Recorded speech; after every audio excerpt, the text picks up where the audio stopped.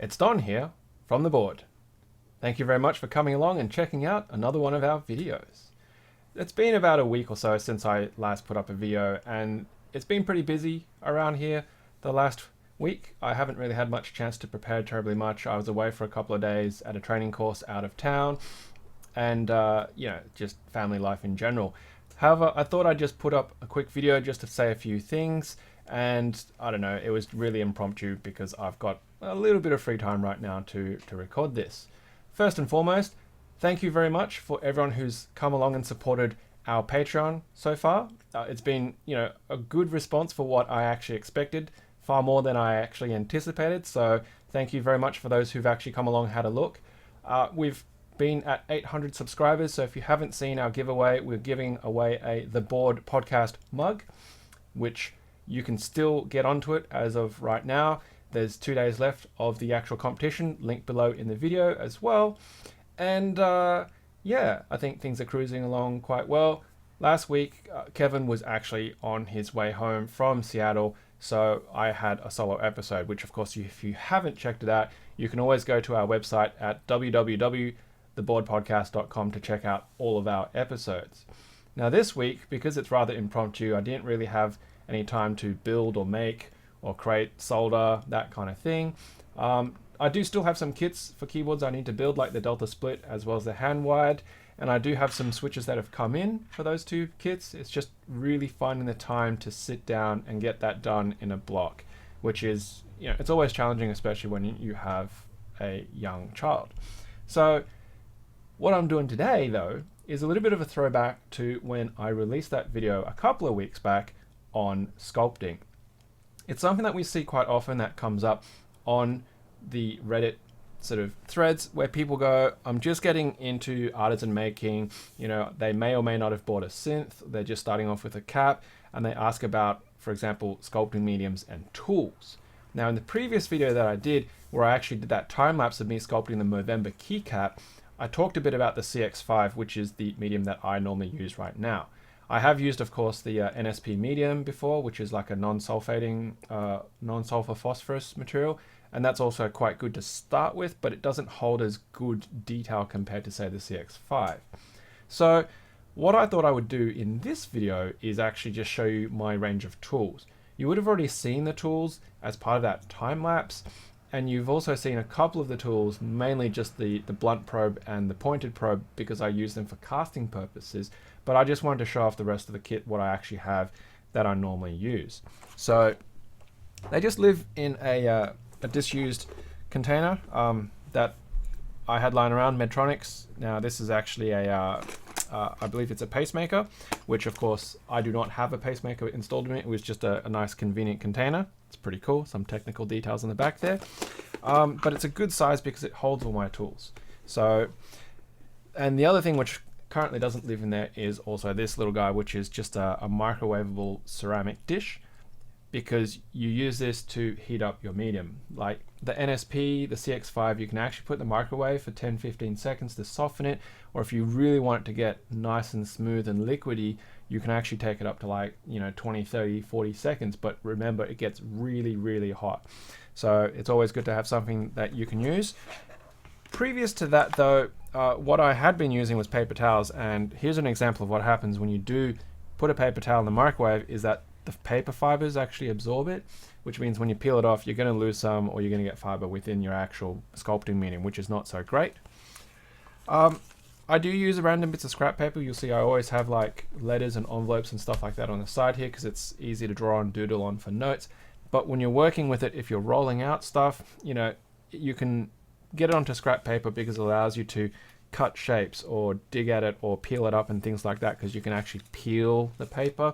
Whereas if you're working on a hard surface, you don't get that flexibility to be able to remove objects that you're pressing into it. Other things that I use typically for that kind of surface work is I just have a very small bit of offcut that you can see. It's still got a whole lot of the actual mediums on it. I'm scraping, I'm curling, I'm shaping on it, and once again, it's something that's a good hand size that I can work with. If I need to, I can really get a bit of force into it, pressing with my hands, and using any other tools on it. And you can see there's a lot of scuff and scarring marks on that from a lot of tool work over time. Going in furthermore, that's just a bit of padding. You know, I've got leather working needles. They're just big fat ones, but it allows you to be able to, we'll just get the glare off that. They're just fat needles, so you can do point work if you need to, you can do line work if you need to. And a lot of tools are very similar in what they do, but the difference in how you manipulate the tool will actually make it different in the type of application you can use it for. And this is more prevalent when you start looking at the range of tools that people will use. And I'll expand on that as we get a little bit more into this box of goodies here. I've just got some linoleum cutting tools, some lino cutting tools, wood carving cutting tools. You know, you got things that have V edges on them. You got things that have sharper and thinner. You've got curved edges, so on and so forth. I use some of these also to trim and cut the sculpting medium as well as the actual Artisans from the synth. So you'll notice that I do use one of the flat blades to demold from the synth as well. So there's a whole bunch of them there. Just move them to one side, and then we start getting into the bulk of the other tools as such. So there's the fat needle. Now what I'm talking about with how the tool affects the way that you sculpt and work is that you can hold something that's big and fat like a pencil, like a pen, and you can do fine movements with it. You can, you know, draw and sculpt and shape. Whereas if you have something that's like a needle, it's a lot harder to work with and to get that fine control, but it allows you to do lighter work, more delicate work, because you can gently touch on surfaces. You can just drag things across surfaces, you know. So having a different tool set, even if they are pointed items, even with the same size of point on them, the way that you handle them, the way that you hold them, the way that you manipulate them will actually make a big difference. Going further into the things I have a set of picks, so like dental picks, for example. Now, I actually bought these through a craft slash sculpting supplier, but essentially that's what they are. They are dental picks. So you've got different curvatures that allow you different angles. You know, you've got hook points. Now that's actually really hard to see. Let's see if I can get that up and into focus. There we go. There's this tiny little point in there right now that actually comes back in. So it's a very fine point right there. And ordinarily, if you were going to work on something, that would actually cause a digging and hooking up action. And so by the way that you hold it and the angles that you use it, you can get some really interesting effects and sort of almost like a plow. Whereas on the opposite side of that, it's just a straight out point, which of course the lighting and camera is not doing a great job of showing that. Let's see if we can get that into focus. If I can hold still. No. Doesn't want to play ball. Tell you what, I would be very happy one day if I can have the funds to upgrade a camera that will actually focus fast and clear and clean and close. So besides picks, we've also got edges and curves. So here's an example, and it's just like a spear point type of tool. It's got a couple of different edge and it's got a point, but it's rounded and allows you to sort of make large flat blade movements for actual shaping and sculpting. Whereas on the other side, it's got a sort of trowel-like head on it. It's a small trowel, but it's got a rounded back side of it. So you can see it's sort of flat on one side, but then the other side is actually rounded. So you can use that to do indentations and curves. But I quite like these simply because I can get sort of small hard edges with it, because I can push up against the outsides to straighten up and give vertical lifts, which is also very nice. And you can see sort of there are much thinner sort of blade type spear points as well that you can use for different types of edges and shapes. What else have I got in here? I've just got the old traditional blunt scalpel. So it's just a scalpel blade. It's blunt. It's not going to cut. Although if you really wanted to, you could sharpen it up and it probably would cut. But that's good for scraping. It's good for trimming. It's good for cutting large pieces of the medium off the block. Along, of course, with the old classic Stanley knife, box cutter, whatever you want to call it. Had that one for years. And I suppose, finally, what I've actually got here or actually, no, before we get to that, here's another example of just a blade edge, but this back end of it compared to sort of that trowel shape, this is just like a ball shape. So the back end of that is actually much more spherical, more ball-like. It's kind of like an ice cream scoop kind of thing, and that allows you to get sort of good rounded sockets with it. So, but lastly, what I've actually got here is these are actually leather punches.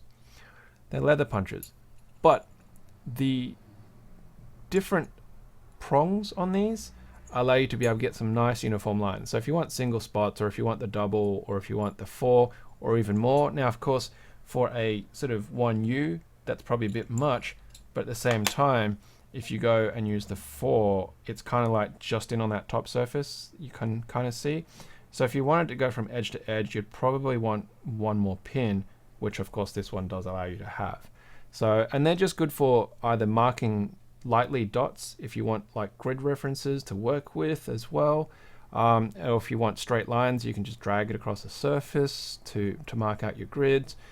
And they're good, strong tools. You know, I used to use these to punch leather holes to make finger tabs for archery. So, and they weren't terribly expensive at all. Got them on eBay. So yeah, just a set like that was like $10. So can't really complain. So there you have it. It's really just a bunch of really simple tools that allow you to do all sorts of odd shapes.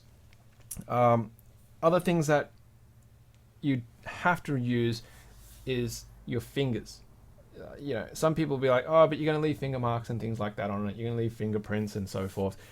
You shouldn't worry too much about that, simply because when you sculpt and you push medium around and you nudge it and you sort of knuckle it or whatever it is, depending on the medium that you use, you can always smooth it out. Now with CX5, for example, once it cools down, you just put it in the fridge. You can put it in the freezer, it'll harden up, and then you can actually buff it. You can get just like a soft cloth, you can get a bit of tissue, you can get, you know, microfiber, and you can just polish it and it'll take those fingerprints away.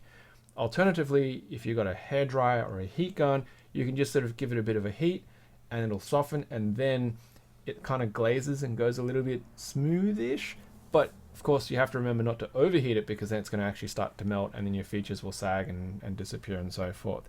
So don't be afraid to use your fingers, because it gives you really sort of organic curvatures, organic feel to it. The only other thing that I have in here is just some files, but I don't recommend using files. They're just here because they're small tools and I didn't really want them to get lost or go anywhere. So that's it. That's my little handy box of sculpting medium tools, sculpting work tools. There's obviously a lot more other options out there. You can get wooden ones, you can get plastic ones, you can get clay cutters. They're basically like a Y loop with a handle that you can use to strip and cut away. You can use pottery tools. You know, there's a lot of stuff. Anything and everything that you potentially have available to you, you can use to sculpt with. You know, you can use a keycap and just use the edges and nudge and cut and push. Yeah, like you can use a pencil, paddle pop stick, anything, if your mind is up to it. So that's pretty much it. Relatively shortish video, I suppose, for this week. Just thought I'd share a toolkit and to hopefully let that inspire you in that you don't have to spend a lot of money to go out and get really expensive tools. You can really work with a lot of things. You can work with very simple things. You know, you can even get old bits of chain or jewelry, you know, like just a bit of ratty chain, and you can press it into surfaces and it'll give you texture. You know, you can get paddle pop sticks and press that in and it can pick up the grainature of the actual paddle pop stick.